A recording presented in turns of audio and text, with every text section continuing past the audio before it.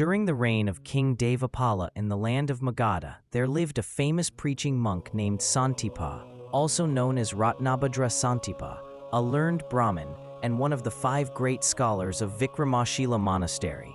His reputation for scholarly mastery resounded throughout India. At that time, King Kapila of Sri Lanka was a virtuous ruler.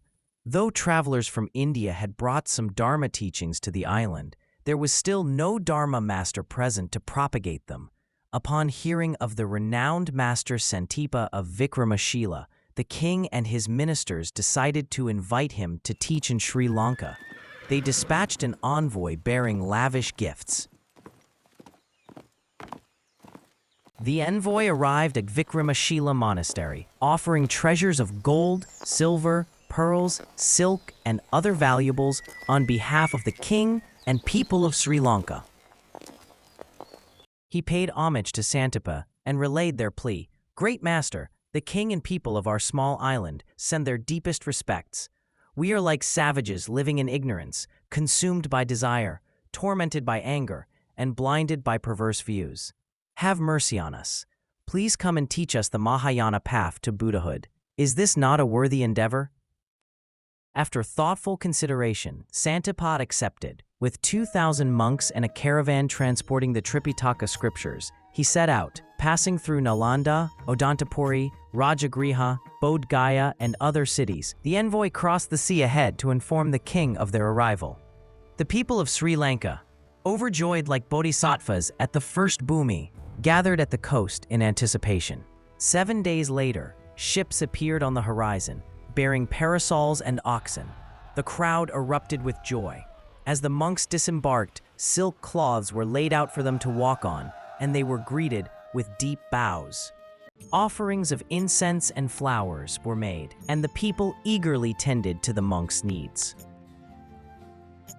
Santipa was well cared for, and he taught the essence of the Tripitaka in Sri Lanka for 3 years. After 3 years, Santipa prepared to return. Before his departure, King Kapila and the people gifted him with herds of cattle, gold, silver, jewels, and more. Taking a longer route back, Santipa passed through the country of Jameshvara. The king there had built a grand temple to Maheshvara after reuniting with his wife in Sri Lanka. Santipa then traversed a desolate land for 7 days. On the 4th day, he met Kotālipa, the story of whom is detailed in the 44th account. Upon returning to Vikramashila, Santipa had grown old. His disciples placed him in a wheeled cart and fed him soft sweets as he had lost his teeth. At the age of 100, he began a 12-year retreat. During this same period, the village layman Kotālipa also entered retreat. But while Santipa practiced scattered meditation methods, Kotālipa focused single-mindedly on the nature of reality, cultivating undistracted, thought-free samadhi and attained Mahāmudrā siddhi. When Santipa emerged from retreat, his disciples greeted him respectfully. When Kotālipa attained realization, Shakra, Dakinis, and the Holy Assembly poured ambrosia on his crown, bringing him supreme bliss. The Dakinis exclaimed, "This is a true Vajrasattva." Kotālipa, blessing each sacred being, evoked a sense of profound joy. He said, "Before I met my guru, I was merely a mountain digger, but by practicing the teachings that dig into the mountain of the mind, I attained siddhi." Though Shakra invited him to the heaven of the 33, Kotālipa refused, saying, "I must first pay homage to my guru, for he is the source of all blessings and greater even than the Buddha." The scriptures say, "The guru is the Buddha, the Dharma, and the Sangha." I take refuge in the guru, the embodiment of the 3 jewels, and pray for his sacred blessings. Observing with wisdom eye, Kotālipa saw that the journey to Vikramashila would take 6 months on foot. So he used his wisdom body and instantly arrived there. Bowing and circumambulating his teacher and the monastic assembly, he found they could not see his subtle body. so he manifested a physical form and paid homage again. Santipa asked, "Who are you?" Kotālipa replied, "I am your student."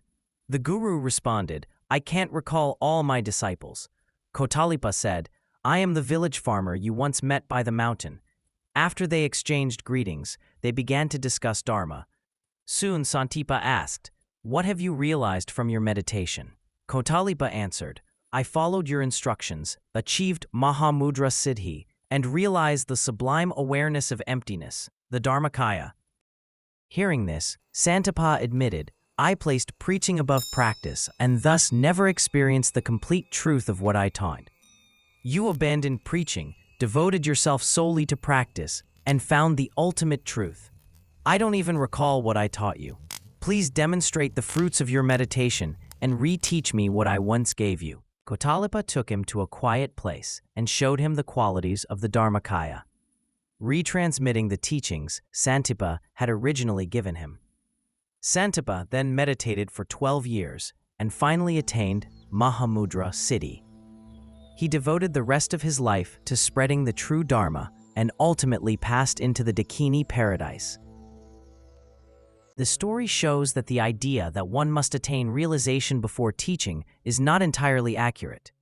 Just as a doctor need not first fall ill or a scientist visit the moon to understand its challenges, a teacher with insight into the workings of the mind and the needs of disciples can transmit ritual teachings. Most Western lamas teaching today likely have not attained Mahāmudrā siddhi, but with sufficient understanding of lineage teachings. They can guide others. However, those without siddhi cannot offer effective empowerments.